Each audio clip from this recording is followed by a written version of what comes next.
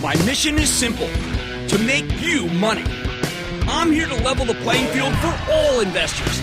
There's always a bull market somewhere, and I promise to help you find it. Mad Money starts now. Hey, I'm Cramer. Welcome to Mad Money. Welcome to Cramerica. Other people make friends? I'm just trying to save you some money. My job is not just to entertain, but to educate and teach you. So call me at 1-800-743-CNBC or tweet me at Jim Cramer. The market melted down today because many investors now believe we're in, let's say, about to have an experience that is like the apocalypse, an Omicron apocalypse that can no longer be stopped. Dow plunging 532 points. S&P plummeting 1.03%. Nasdaq dipping 0.07% after being down big at the opening. Meanwhile, others welcome the possibility of an Omicron blow-off that infects everybody, doesn't crush the vaccinated, although we know that's not true for those who lack vaccination. They still get very sick. And because it infects so many, it finally marks the end of the pandemic because there's no one else to get it. All right, the two groups seesawed back and forth all day. But ultimately, the bearish COVID narrative prevailed, and the market went up pretty bad. Now, I wouldn't be surprised if this new COVID variant becomes a lot like the measles. Yeah, where everyone gets it, and we move on. There was one kid in your class who had it. Everybody had the measles by the end of the day. Those of us old enough to remember the measles before the vaccine know that it was unstoppable. But then it was over and done with. You couldn't get the measles twice. I think that's why the cruise stocks held up well on a hideous day for the averages. Because, you know, that's a bet that you book them out a year, that the pandemic will, if it lasts, run its course. Now, before we get to next week's game plan, we need to talk about something very important. Last week at our CMEC Investment Club, the meeting, you know, that we had, I've got to tell you, I have spent so much time thinking about how exciting that was. I do want you to join the club. It's really very, very cool. But I made the point in our club, it was our first conference, I made the point that it will get harder to pick stocks now that the Fed is tightening. I put that out there. See, in the words of the late, great Marty Zweig, a fabulous technician whom I miss very much, you don't fight the Fed. But you know what Marty didn't say, but a lot of people seem to interpret what I said as? He didn't say you need to sell everything when the Fed starts tightening. He told you to raise some cash. There'll be some pullbacks, and you need to be ready to buy your favorites into the weakness. He also didn't say how long a tightening cycle would last, because it always varies. Go back to 2018, when J. Powell carpet bombed the bulls with his inartful comments about how we needed to overshoot in order to tamp down inflation. Sell. So he was going to hit us with a series of lockstep rate hikes. Back then, Powell made you feel like we had one of those old-time Fed chiefs who were eager to burn down the economy in order to save it. The second coming of Paul Volcker, although at that point we actually needed it. Fast forward to this week, and we got a measured Fed chief that truly tried to discourage any kind of taper tantrum when the bonds and stock markets sell off hard after the central bank talks about cutting back its bond purchases. Powell managed to protect the bond market. Stocks, not so much. We've had some horrific selling in pretty much everything NASDAQ related, which is not what's supposed to happen, at least according to the Wall Street playbook. There should be some respite. Let's think of the consequences of the Fed planning its rate hikes here. You can have this scenario where Powell turns out not to be a man of his word, where he takes the 2018 approach and napalms the whole economy, at which point you've got a good 100% cash in your discretionary accounts, and even sell down your retirement accounts if you're older. That's drastic. It would certainly not be my choice. But if you're terrified of the Fed, I say raise some cash and get ready to buy lower. Don't walk away. However, I think that scenario is incredibly unlikely. Powell learned his lesson from 2018, where he had to immediately change course because the damage was so severe. More likely, we're going to get the second scenario, where he slows the economy to the point where the industrials and the retailers start missing the earnings estimates. So what do? Do you just leave the table? Just say, listen, I can't take it anymore? Everything's going down? No! In that environment, you buy the safety stocks. Eli Lilly. Hey, how about PepsiCo? Coca-Cola? McDonald's? I'm also thinking, by the way, that you can buy Costco on any hit. Costco. Because Costco does so well in this environment. Walmart, if it goes lower, that's a tougher one. I'll talk about that later in the show. Now, you can also pick up some United Health Group, which rarely comes in. Or you can decide that the Johnson & Johnson breakup is better than Wall Street seems to believe. That, by the way, was ridiculous. The rotation took it to 170, but when they actually announced the story, it went down. It's worth a lot. Or if you want dividend protection, and I don't blame you, and the stock was down today, how about on Monday buy some Murmur Electric Power? Or how about going back to Enbridge when we spoke to Al Monaco earlier in the week? Pipeline play, 7% yield, growing yield. That one's good. Finally, you can do something really aggressive and begin to plan for the end of COVID as we know it. And I know that seems like it's almost impossible on the verge of what's going to be a miserable weekend, a winning weekend for COVID, not the human race. Well, you might want to bet that the tightening cycle won't last as long and will not be as hazardous as we think because people will go back to work. An extra soft landing. In this rosy scenario, you can buy our favorite tech stocks. Well, I'm going to throw a couple of them at you. I'll say Amazon, because we know that that's doing well because of Omicron. Marvell, they just reported. AMD, that Xilinx deal is going to close. You know what? I like the autos too here. Although I wish that Ford had been able to dump its stake in Rivian at a higher price. Now, all of these these are charitable trust names. And if you want to learn more about them, then you should join the investing club. We have so much. There's the sell side, there's the buy side, and then that's your side. And that's what we're doing with the investing club. Next week is a holiday week, and we have to be ready for, let's say what I hope is the really bullish part of the Santa Claus rally. The one that Larry Williams, one of the best market historians ever, has nailed again and again. If you believe Williams, you'd have to buy the market, or more specifically one of the three camps I just mentioned, on Tuesday. That would be your pull the trigger day.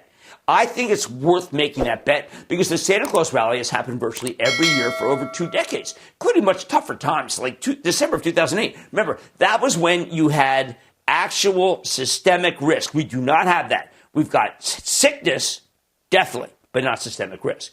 I can't believe how big Monday is because we have not one but 2 stocks that are tremendous tells for the global economy. Not unlike Federal Express last night or Darden today. By the way, the Darden was... It got hit because of a management change. FedEx was actually a relief rally. A lot of people felt that FedEx was going to blow it. By the way, I do want to salute the amazing Gene Lee, who turned Darden around. He will be retiring, and that, more important than the Omicron strain, knocked down Darden. So what are these 2 tells? Well, let's see. After the close, we hear from Micron, the commodity semiconductor company. I think it's still a buy because the secular demand for its chips remains undiminished, even though people think it's cyclical. It's not. It's secular.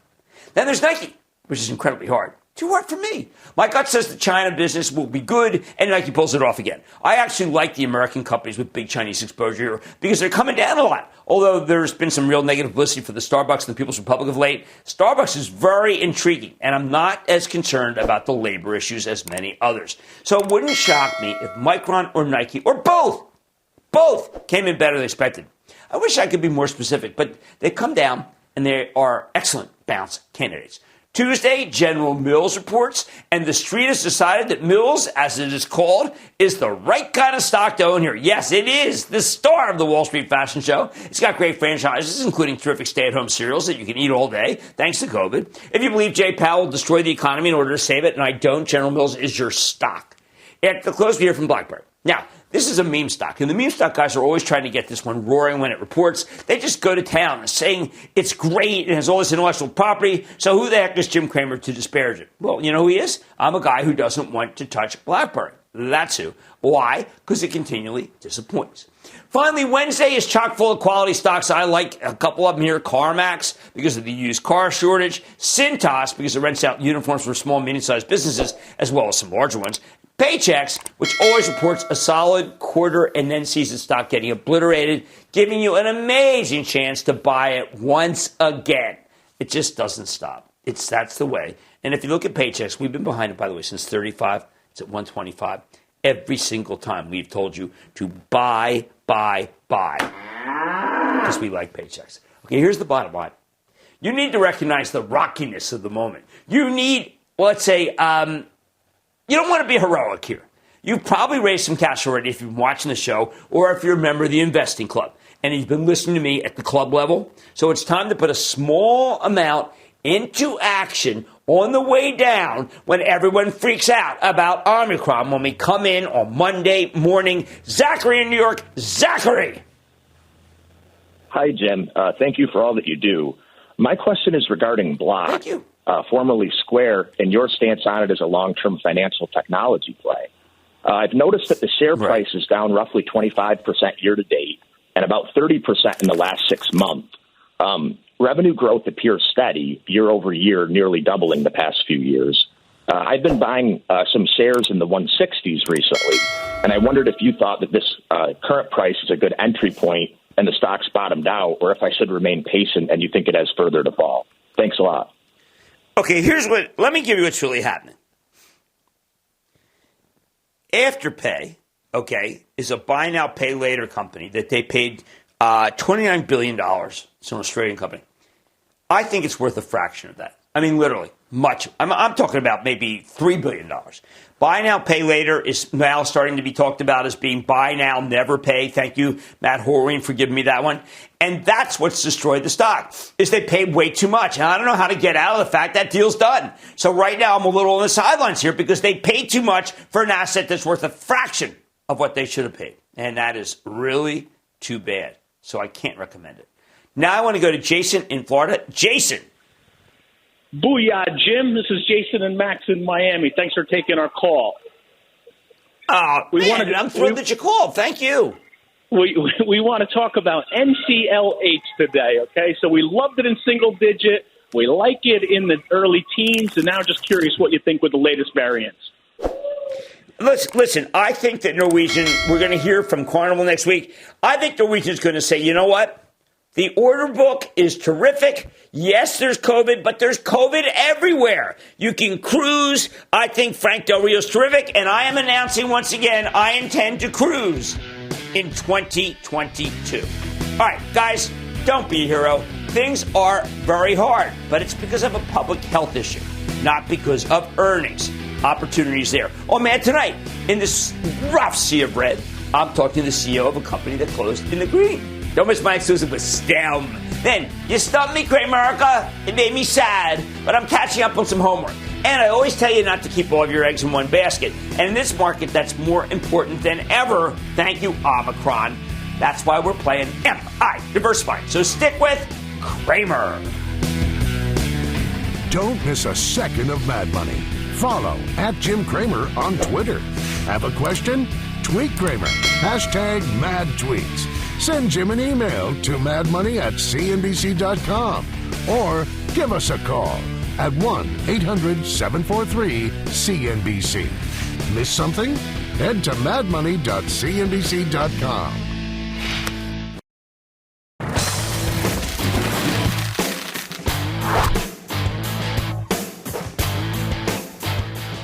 This has been a rough year for entities that came public by merging with special purpose acquisition companies, or SPACs. And, we don't care for them.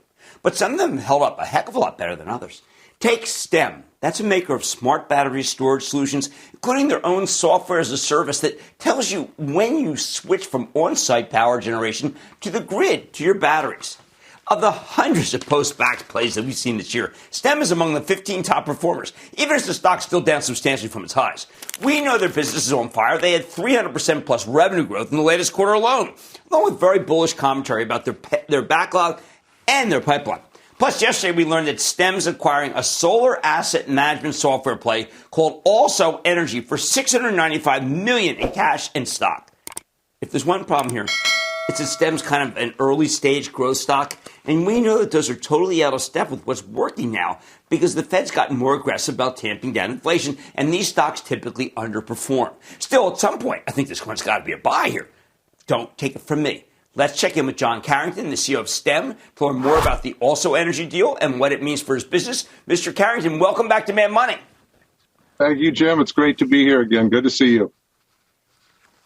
Well, John, it's been a little while. And you've done some amazing things, not necessarily reflected in the stock because the market's turned harsh towards stocks like yours. But maybe you can just fill us in about an update on the core business before we get to the acquisition.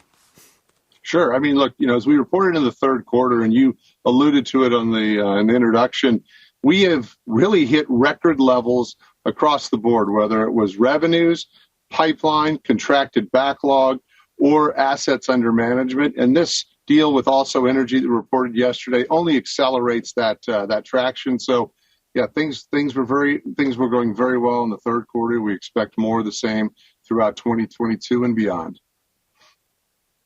All right, so John, a lot of people had told me initially too much hardware, not enough software. Software having higher gross margins, software being more attractive to Wall Street. This acquisition to me gives Wall Street what it wants, but also it's just terrific for all sorts of new markets for you guys. Yeah, you're right. I mean, we were pretty clear with Wall Street about our objectives. And when we thought about an acquisition, it was going to be software. It needed to have strong recurring revenues. We wanted to see a strong gross margin, accretive to our gross margin. And if we could accelerate our software roadmap, Jim, or expand our global scope, then those were the four criteria that we thought would be a great fit. And ironically, and really a terrific outcome with Also Energy because they hit all four of those attributes. And we couldn't be happier. Bob Schaefer and Holden Kane have built an incredible company, incredible management team, and we're excited to partner with them. And what we can do collectively together, we think is exceptional, and we feel very fortunate to have earned the opportunity to win this incredible asset. Well, I think it's a great merger. And I'll tell you another thing I really like about it. There are probably people out there saying, holy cow, how can they afford this? They're not making any money. I mean, it's just like, this is too big. Why don't you tell us about the green bond opportunity and how the amazingly low interest rates you got to be able to make this terrific acquisition? Yeah. Thank you, Jim. I'll tell you, we contemplated a lot whether we would do something like the green bond after we found an interesting asset, and we decided to move forward with that. And I think if we had to do that today, we got 50 basis points on $460 million. I think it would be triple that if we could get it done. So we're very excited about the timing on that. It absolutely enabled this deal. It's a 75% cash, 25% equity. And even when this is completed, Jim, we'll still have over $450 million of cash on the balance sheet. Well, that's sensational. I know you're going to need it because you have a list of clients that I know are going to demand your work. I think maybe Amazon as a customer might be a good example for our viewers out there who's saying, well, who does STEM work with? Yeah, what's interesting about this deal as well with Also Energy is there are only 30% of our customers that overlap. So Also is going to do $57 million in revenue. What we really like about this company is it's $23 million of recurring software revenue, a big focus for us. So companies like Amazon will benefit from the combined software solution. Ironically enough, we had a lot of developers that we worked with that said, hey, can you either build this out or could you think about some sort of a asset monitoring and management system? Because we view this company a lot like Salesforce for solar. It's a single platform that gives visibility across the entire solar plant.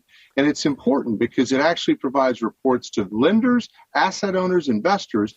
And then if you're operating that system, you want to know if anything's down, whether it's an inverter or a solar module, and you can get on that with Also's monitoring very quickly. That ensures more financial return for those asset owners and that plant operator. So it's a really compelling combination, and customers are already calling us with ideas. And I'll tell you one other thing about it. It's 32.5 gigawatts of assets under management. Now, what's remarkable about this, Jim, is if we took 10% of that and converted it to STEM's Athena software and our hardware system, that would represent a 5 to 12 times our current contracted assets under management. So it's a remarkably accretive opportunity across the board, whether it's gross margin, recurring revenue, or, as I said, that global footprint, because they're operating in over 50 countries today.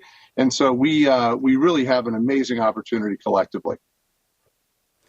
Well, look, I want to thank you, John, for coming on and keeping us up. It's one of the few that we still think can make it in this world of so many companies that came public, not enough good ones. John Carrington is the CEO of STEM. We stand behind this one. Great to see you, John. Thank you. Good to see you, Jim. Have a great holiday. Thank you. You too. You too. Mad Money's back after the break. Coming up, Cramer's done his homework to give you a leg up on the stocks you ought to know. And the assignment is due next. Yeah.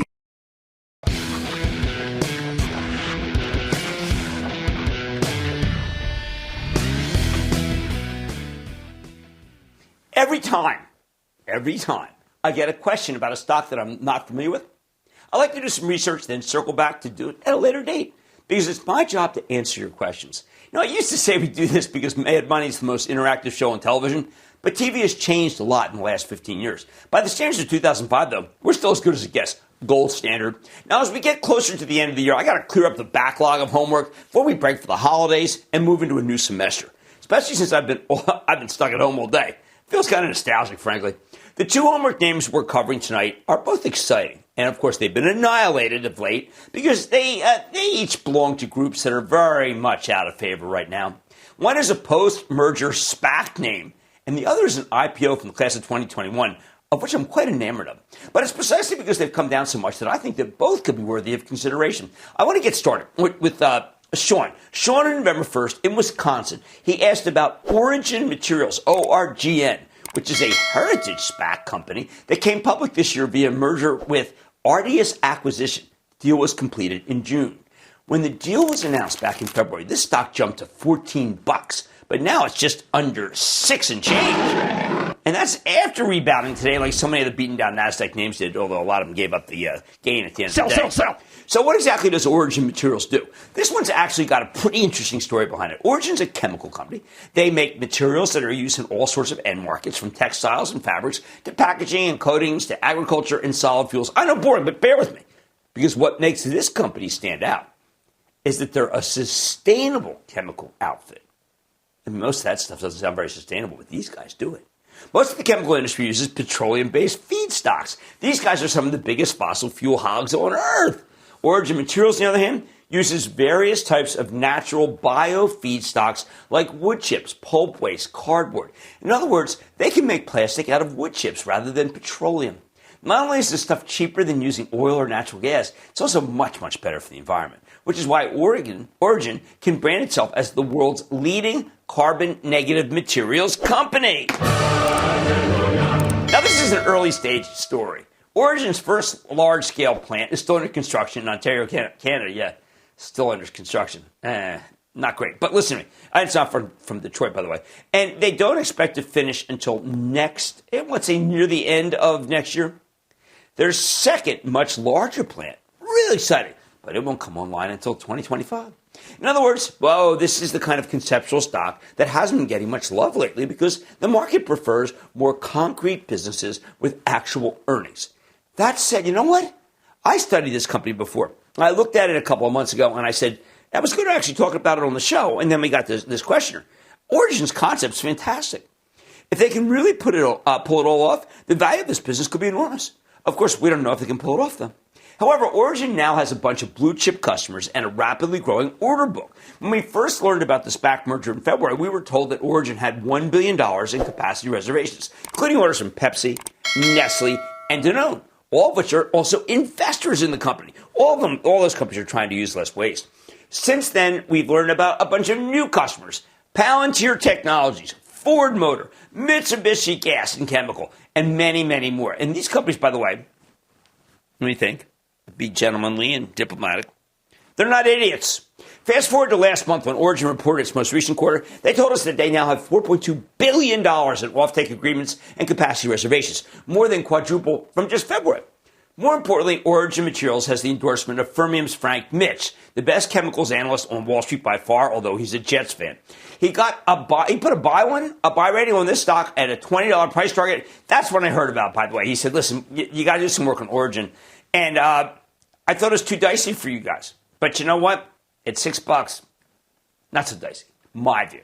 I think Origin's got a great long-term story, even if the short term might be difficult, because this is the kind of stock that's currently being shunned by Wall Street. Still, at $6 per share, I think you take a flyer on Origin. That's half the cost of a good deli sandwich in New York. Apropos of nothing.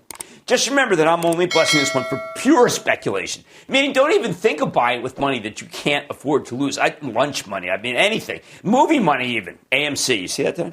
Next up, also on November 1st, Gale in Illinois, no doubt near Chicago, called about Portillo's. That's PTLO. Now, some of you probably thought it was Portillo's. You don't know anything. Portillo's, is a restaurant chain that came public in late October. And I said I'd get back to her. Portillo's is a fast casual chain that serves what they describe as Chicago street food.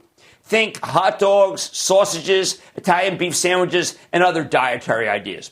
This is another story that's practically in its infancy. Portillo's currently has 69 locations across 9 states, but it's beloved by its customer base. Plus, they've built out a terrific digital and drive-through oriented business that's made it easy for them to adapt to COVID.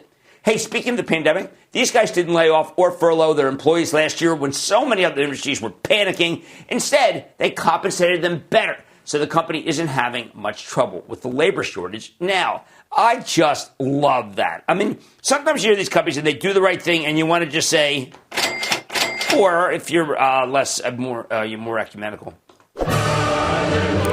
maybe I'm just hungry, and I am. An Italian beef sandwich sounds pretty good right now. But when I look at the financials, the numbers make me salivate too. As it turns out, Portillo's has best-in-class average unit volumes and restaurant-level margins. Those are the two metrics that we use for restaurants. Their drive-thrus on average have double or triple the throughputs of the typical McDonald's. So far this year, each of the restaurants is doing more delivery volume than the average Domino's. I mean, come on. These are amazing analogies. And they're all going in Portillo's direction. When Portillo's reported its first quarter out of the gate in November, they delivered 15% revenue growth, nearly 7% same-store sales growth. More importantly, unlike many other small restaurant chains that have come public lately, Portillo's is actually, are you ready, Ski Daddy? Profitable! Although those profits declined slightly in the last quarter because the company's investing in its growth. Long-term, management believes that they can grow from 69 locations to roughly 600 nationwide, which gives them a very long runway, but they're not expanding too rapidly. This is more like a slow-motion regional to national growth story rather than a fast-motion train wreck. Like so many that we've seen. Remember Boston Chicken? Of course, there are some negatives here. Portillo's has a private equity sponsor, Berkshire Partners, that still owns more than 60% of the company, even after the IPO. The overhang, when they could finally ring the register, could do a lot of damage. Plus, again, this stock is very out of step with the current moment. That's why even though Portillo's initially surged from $20 when it came public to $54 in mid-November, the stock's now sunk to $31 and change. This is a little bit like the Dutch Bros, guys. Remember? Kind of went up, then up, and up, and it's come back down, although the Dutch Bros is doing better than Portillo's in terms of stock price. In the end, as much as I like the fundamentals here, this one all comes down to price. Unfortunately, even after this decline, Portillo's is still pretty darn expensive on an earnings basis, selling for 55 times the 2023 earnings estimates. At least it's earnings, though, not sales. Although if you judge it using the enterprise multiples, that's the enterprise value to EBITDA ratio, then it's only slightly more expensive than Chipotle or Shake Shack and cheaper than Dutch Bros or Wingstop. Interesting, huh? Those are all faves of ours. My view, again, Portillo's is totally wrong for this moment. But I very much like the long-term story. So you've got my blessing to put on a small position here if you'll send me one of their sausages this weekend. If the stock keeps getting hit, here's what you do. You buy some, and you gradually buy more into weakness, because I think it could be a great long-term restaurant story. I want to go to Ben in Georgia. Ben! Hey, Jim, just want to start off by saying thanks for all the help every single week. As a fairly new investor, it helps out a lot. My question is about a stock. Thank you, my friend. Yeah, no problem. My question is about a stock that you've been pretty bullish on for a while now, even saying it might hit 2K by year's end, and it actually got pretty close to that in late September. I'm talking about Chipotle. How do you feel about it going into 2022 with Omicron messing everything up? And do you see it being a part of the infamous Santa Claus rally? Well put on every single count. Yes, I did think we'd get to 2000. We did have I didn't count on Delta. I didn't count on Omicron. I'm going to have to start counting on something like Theta, Beta, whatever. But here's my issue. I think these guys are absolutely terrific. At the same time, what you said about the next 2 weeks and Omicron, I think it's going to bring their numbers down. And that is we want to buy. And I remain bullish on Chipotle for as long as that management team is in charge. They are fantastic. I always say that I got the smartest audience in the country. I would have said the world, but I think I'm not in some places. So thanks for stumping me, Cramerica. After doing my homework, I think both Portillo's and Origin have great long-term stories. You got my blessing for speculation on Origin and Portillo's. You can put some on and then buy it over time. Mad Money tonight. We're threading a fine needle here, which is why we're playing MI Diversified. Call me. Then sellers dumped the stock of Nucor last week. Was that the wrong move? I'll give you my take. and all your calls rapid fire tonight's edition of the Lightning Round. So stick with Cramer.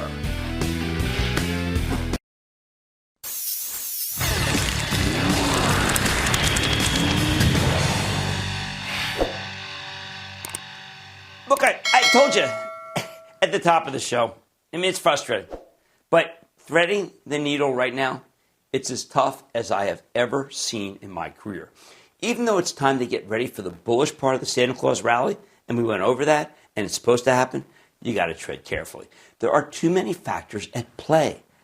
So what do you do when you know that there's all sorts of things that can go wrong, but you don't want to leave the market because the market's the greatest wealth creator of all time? Well, you can raise cash, and you can be diversified. And that is why we play Am I Diversified? This is where you call me. You tell me your top 5 holdings. I tell you if your portfolio is diversified enough. Maybe you need to mix it up a little. Why don't we start with Brian in my old home state of Pennsylvania. Brian, what do you got for me? Hi, Jim. I'm Brian, and I'm coming to you from the beautiful Pocono Mountains. And I'd like to know if I'm diversified. My top 5 holdings are Apple, PSE&G, Tesla, Amazon, and Walmart.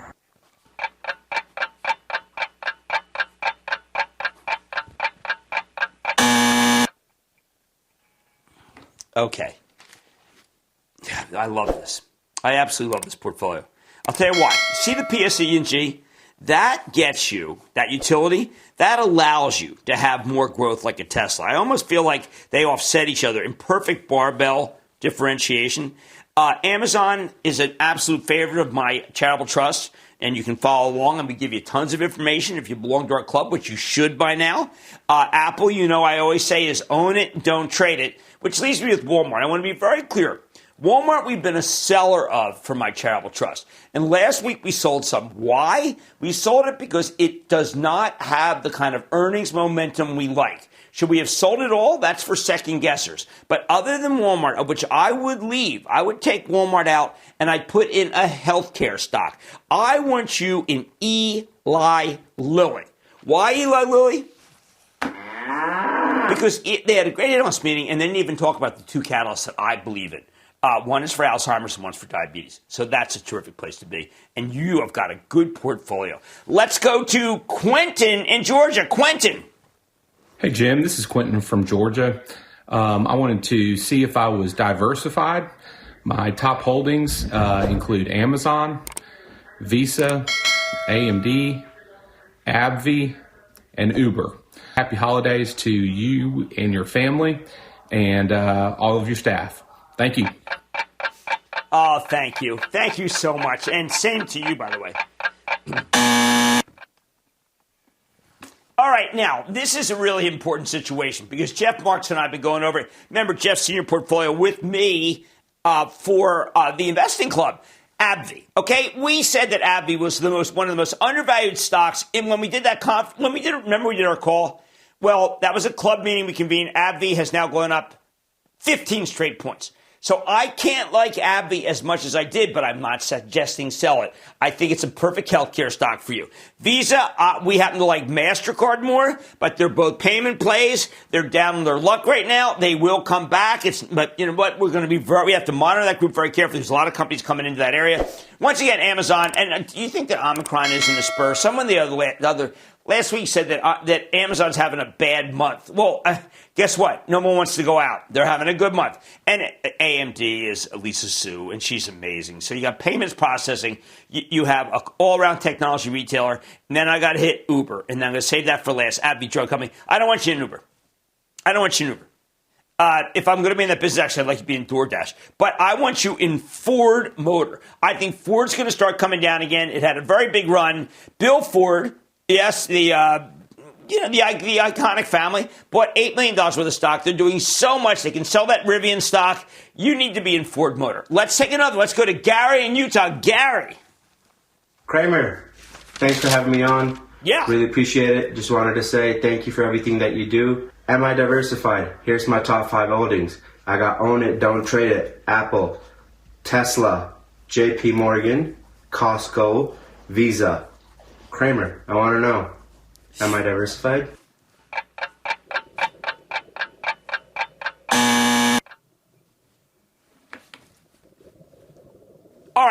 listen and listen good. This is, I usually am reluctant to say this, but there's absolutely nothing that needs to be done to this portfolio. You have Apple, own it, don't trade it, as you said yourself. You got the best retailer in the world. These are two positions for my Travel Trust. I think they're great. Tesla, I'm not fighting the program. I think Tesla is overvalued, but it doesn't matter because people love the stock, and that's enough in this environment. JP Morgan, finest bank. And then Visa, we did it before, payment processor. We got a bank, got a payment processor. We got a great technology company in Apple, best retailer, and we have the great phenomenon of all time, Tesla. Well played, everyone. Very good growth stocks, but let's not get too cocky. This market's gotten hard since the Fed made its move. Mad Money's back in. Coming up, a storm is coming. So give us a call. Cramer's got the answers to all your burning questions. The lightning round is next.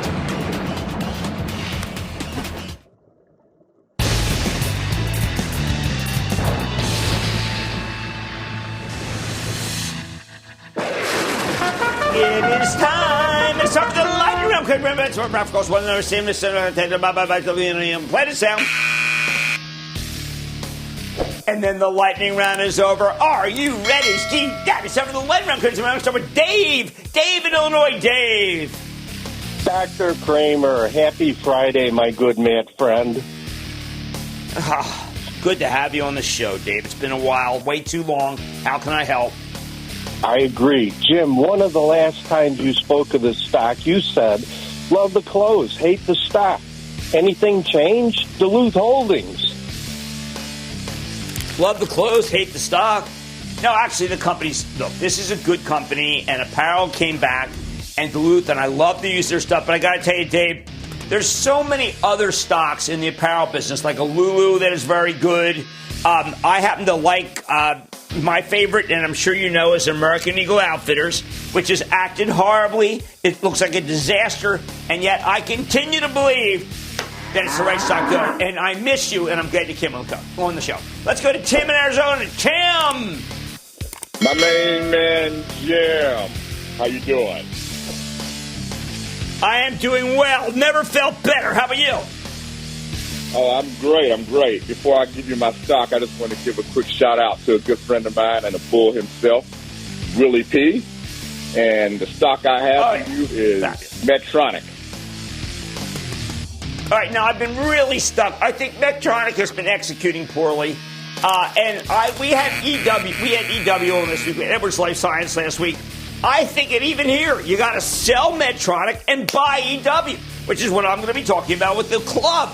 Because both Jeff Marks and I think that EW is a fabulous story. And Willie P., there's a shout out from me too. All right, let's go to Kimball in Texas. Kimball. Jim, it's quite an honor to talk to you. May I wish you a Merry Christmas, a Happy New Year from the great state of Texas. My stock of interest is Calumet, symbol KLMT. Niche recycling, niche company that processes crude. I actually like it. I think it does a good job. I think you can buy it. I need to go to Chris in Illinois. Chris. Hey, how are you, Jim? What's up? All right, Jim. Not much. How about you? For you? All right. I got a question for you. I've been taking a shellacking, and then I bought some more and more shellacking. PaySafe, TSFE. What do you think? Keep, hold, buy, sell. It's like It's like drinking turpentine. That one. Look, at PaySafe at $3. Look, stock's stopping zero. What can I say? Let's go to Jim in New York. Jim. Hi, Jim. How are you? Big booyah from New York. Very good. How about you? Really booyah. Good, thank you. Booyah back. I've been following a stock that's down about 70%. What's your long-term view on Peloton Interactive? Look, Peloton at $13 billion is still too high. I think it's probably like an $8-9 billion company max. But John Foley, you're always welcome to come on the show and give me the other side of the trade. And that, ladies and gentlemen, is the conclusion of the Lightning The Round. Lightning Round is sponsored by TD Ameritrade. Coming up, if at first you don't succeed, quit? That's no way to live. So why take that message to heart with your investments? Cramer explains next. Cramer, you are super. You are awesome. I'm a first-time investor. Thank you for inspiring me to get in the game. Your show is the best. I am so glad you're on TV. I want you to know that you have transformed me. Thank you, Cramer.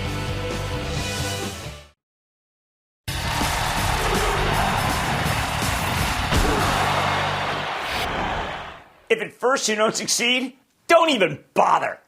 I'm thinking about how people just kept selling selling the stock of Nucor earlier this week. America's number one steelmaker. It's just hammering the stock, knocking it back 15 points at one point on Wednesday. Yet now it's erased that entire decline, even though the market was horrendous. Nucor is a core name for my travel trust. We play with an open hand, at least for members of the CMC Investing Club. Every quarter, Nucor does this mid-quarter update. And this is a conservative company that always mentions the bad with the good. They're not promotional. This time they talked about some margin pressure, and that freaked out everyone.